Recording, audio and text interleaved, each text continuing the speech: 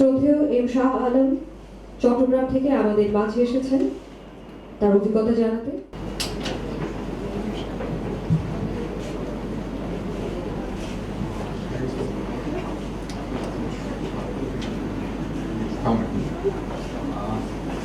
এটা আমার জীবনের প্রথম মাইক্রোফোনের সামনে কথা বলা। আমি যখন বাসায় আমার ওয়াইফ সহধর্মীর সঙ্গে শেয়ার করছিলাম যে আমি যাবো না, আর মাইক্রোফোনে কখনো কথা বলিনি, পারবো না। বলে তুমি একটা কাজ করবো, কারো দিকে তাকাবো না। আমার সহধর্মীর প্রসঙ্গ এই কারণে এলো, ওকে এখানে আসতে বলা হয়েছিল, এটা 1971 বলেছিল আসতে, কারণ ও শহীদ হয়ে গেছে। তার বাবা ছিলেন ন্যাশনাল কটন মিলের একজন অফিসার এবং ওনাকে মেরে ফেলা হয়েছে তখন তার বয়স ছিল 10। সে আসলেও কিছু বলতে পারতো না, হয়তো কান্ত, কারণ স্মরণ করে সব কিছু। আর আমার প্রসঙ্গটা ঠিক ওইভাবে আমি ফ্রিডম ফাইটার বলা যায় না, কোথাও কোনো নাম নেই, কোনো সার্টিফিকেট নেই, কিছু নেই। একটা গেলা 71-এর সঙ্গে ফেসবুকে একটা আলোচনার বিষয় তখন এসেছিল, একটা সার্কুলার ছিল যে 26শে মার্চ 1971-এর পরে যারা এবং 16 তারিখ পর্যন্ত যারা অ্যাক্টিভিটি, তারাই শুধুমাত্র মুক্তিবাহিনী বা মুক্তিযোদ্ধা। এরকম আছে কি স্যার? না, আমার পড়া আছে এটা। হ্যাঁ, সেগুলো আছে, অন্যান্য বিষয়গুলোর সঙ্গে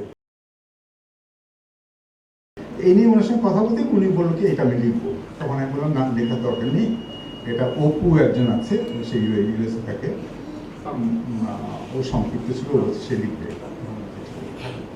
তখন উনি বলতে চলে আসলাম, আমি একটু সেফ, আমার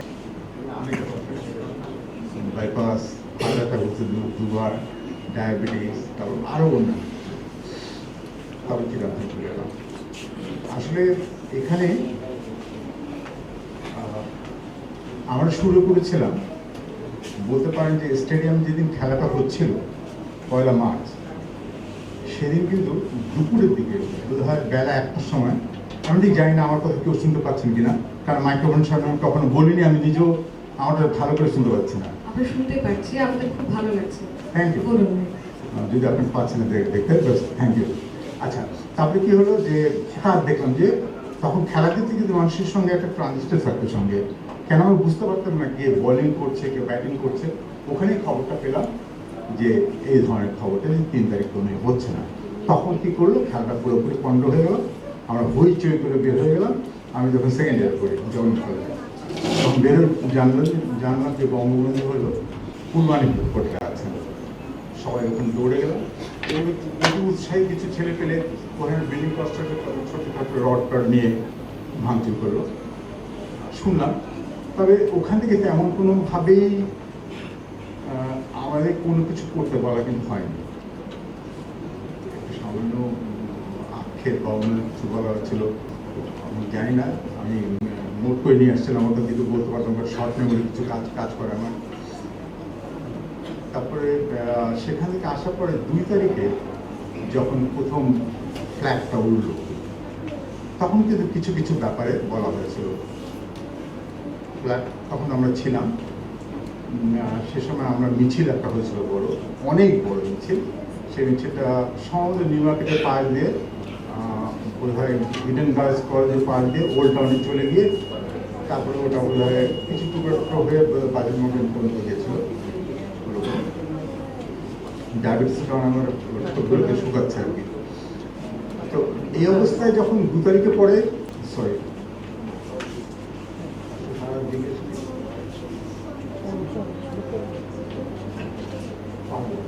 এত কিছু পারলাম এখন না পারা কি আছে। তারপর সেই সময় কিন্তু আমাদেরকে অনেক আলাপ আলোচনা হতো, আপনি ইকবাল হলে বা অন্যান্য জায়গাতে, সেখানে কিছু সামান্য কিছু ধারণা আমাদের কাছে এসেছিল। পরে 6 জন 3 তারিখে, আমি, অপু একজন আছেন, তারপর দুলাল, শিবলি, রাজা এবং ইমরান, মানে ইমরোজ, সরি, ওরা মিলে প্ল্যান করলাম যে আমরা কিছু করবো, যেহেতু বলাই হয়েছে একটা ধারণা দেওয়া হয়েছিল। তখন আমরা দুপুরবেলায় ফুটবল একটা নিয়ে গিয়ে মতির গভর্নমেন্ট হাই স্কুলের মাঠের সঙ্গে সায়েন্স ল্যাবরেটরি, বিশাল যেহেতু গভর্নমেন্ট সায়েন্স ল্যাবরেটরি, রাজা ওয়ান নেই এখন, ওর কোনো লাশ পাওয়া যায়নি, জানালাটা খুলে ফেললাম, রাজা ওই কাজটা করলো। তখন জানালার গ্রিলগুলো কিন্তু ওয়েল্ডেড থাকতো না, একটা কাঠের ফ্রেমে লাগানো থাকতো। সে সুন্দরভাবে আমরা খেলছিলাম আর খুলে ফেললো, ওখানে বসার জায়গা ছিল। খুলে ফেলার পরে আমরা চলে আসলাম, চলে সেদিন রাতেবেলা 3 তারিখে রাতেবেলায় আবার গেলাম। তখন দারুণ বাধা হচ্ছিল, দুলাল নামে যে সাহসী আমাদের সঙ্গে আর্গুমেন্ট ছিল, সে তখন যে গার্ডটা ছিল তার গলার পিছনে হাত দিয়ে, যাই হোক ওর সঙ্গে সঙ্গ দিচ্ছিল, হয়তো সিগারেট টিগারেট খেয়ে টেয়ে বা কিছু। ওকে তখন বললাম যে জানালাটা খোলাই ছিল, ওরা খুলে ফেলা হলো, একটা টর্চ দেওয়া হলো যে তুমি ভিতরে গিয়ে সমস্ত যে কেমিক্যাল বা অ্যাসিড বা পাউডার যে ফর্মে থাকুক, যেহেতু আমরা ওই স্কুলে পড়ালেখা করেছি, তুমি সব নিয়ে আসবে, আমরা বাইরে দাঁড়াচ্ছি, দেবা আমি করবো। ওগুলো ভেতরে কঙ্কাল এবং ভেতরে অন্ধকার, যাবে না, সে কঙ্কাল একটা আছে ঝুলানো। জোর করে যাবি না কেন, ধাক্কাতে বললাম ভিতরে ঢুক।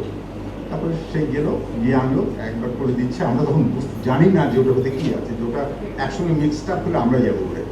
তো আমরা পেটের ভেতরে এখানে বেলুনটা দিয়েছিলাম, পেটে নেওয়ার পর ওখানে 6 ফুট উঁচু ড্রাইভারটা ছিল, ওটা ছিল আপনার মতির গভর্নমেন্ট হাই স্কুলটা, ওর সঙ্গে পুলিশ লাইনটা ছিল। তো ওখানে জাম্প করে করে চলে গেলাম, লাস্ট একটা শিল দিলাম যাতে দুলাল ওখান থেকে ওই গার্ডের পাশ থেকে সরে চলে আসে। তারপরে আবার নিয়ে গেলাম দুলালের বাসায় এবং অন্যান্য বাসার মধ্যে রাখলাম।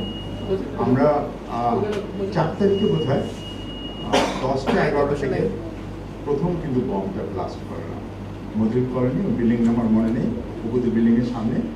এটা হলো আলহাল জোনে, প্রচণ্ড শব্দ হয়ে বাস করে। কিন্তু আমাদের সিনিয়র বোধহয় কেমিস্ট্রির একজন ছিলেন, আমি যে জানি না মাসুদ ভাই হতে পারে বা কেউ হতে পারে, যিনি আমাদেরকে হেল্প করেছিলেন হাউ টু ডু ইট।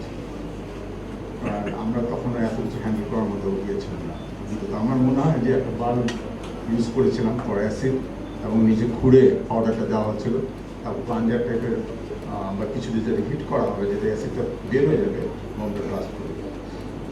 তখন আমরা ব্লাস্ট করলাম এবং তারপর পরই চারদিকে ছড়িয়ে গেল, তোরা নাকি ইয়ে বানাচ্ছিস বম, তোরা নাকি এই করতেছিস, তোদের কাছে আর্মস আছে, আমাদের আর্মস কোথায় আছে?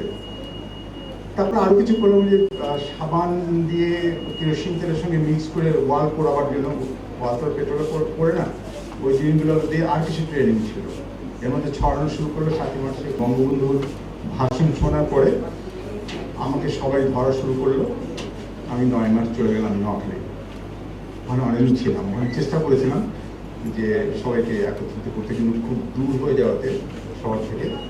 তারপরে ওখানে কয়েকটা গ্রামের পর গেলাম, পেলাম না। তখন হঠাৎই খবর এলো যে আমাদের মসজিদ কলোনি বাসার মধ্যে আমরা ছিলাম ভাইস প্রিন্সিপাল।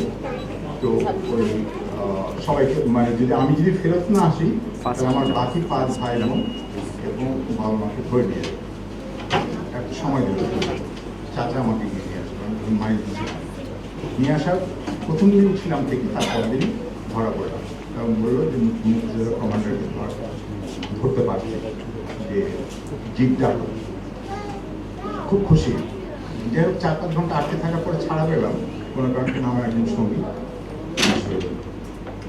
এটা হলো একটা কারণে বলাটা যে 26 তারিখের সঙ্গে এটা মেনে না। যেহেতু 26 তারিখের পর থেকে যদি হয় তাহলে আমি কোনো মতে মুক্তিযোদ্ধা না বা কোনো কিছুই না। এটাই ছিল সবচেয়ে বড় এটা।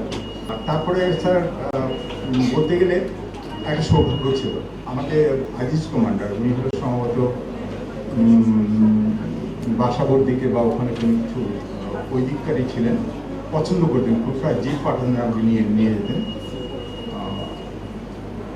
আমাদের বঙ্গবন্ধু উনি যখন আর্মস সারেন্ডার করেন তখন বঙ্গবন্ধু ওখানে এসেছিলেন, এবং আশ্চর্যজনকভাবে একটা ভক্সল গাড়ি এবং একটা পুলিশ মাত্র ছিল, আর কোনো সামনে পেছনে কোনো সিকিউরিটি ছিল না, কোনো সাইন কোনো হওয়ার কিছুই ছিল না।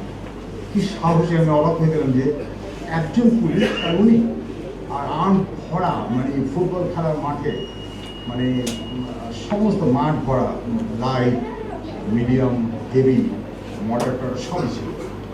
তো উনি এসেছিলেন, ওনাকে তখন আমাকে করে বললো যে কিন্তু তুমি ব্লাড অ্যাপয়েন্টমেন্ট দেবা, তুমি সব বলছে আমি দলের না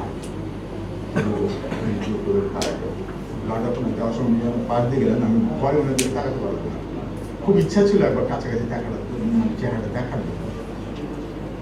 এই হলো। আর সেকেন্ড থিং হলো আমি বুঝতে পারলাম না কেন বিজয়ের পরপরই এক সপ্তাহ পরে ক্র্যাক প্লাটুনের নাজমুল ভাই আমার হঠাৎ কাজ দিলেন।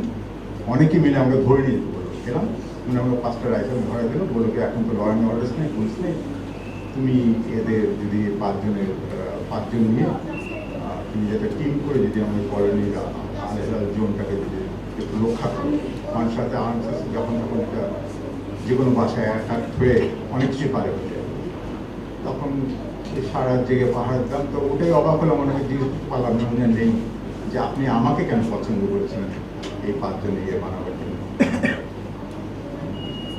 জানি না।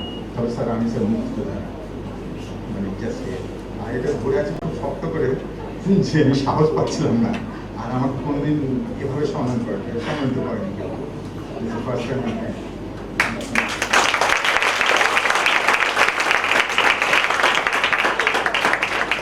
অনেক ধন্যবাদ শাহ আলমকে।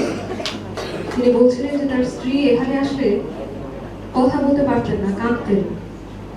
আমি অনুরোধ করবো তাকে যে দ্বিতীয়বার তিনি তাকে যেন নিয়ে আসেন এখানে, তিনি কাঁদুক, কারণ আমরা এখন সবাই কাঁদছি।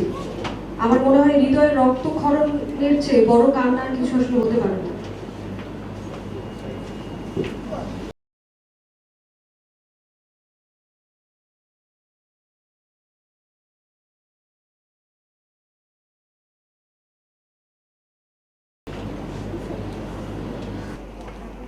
শ্রদ্ধেয় এম শাহ আলম। শ্রদ্ধেয় শাহ আলম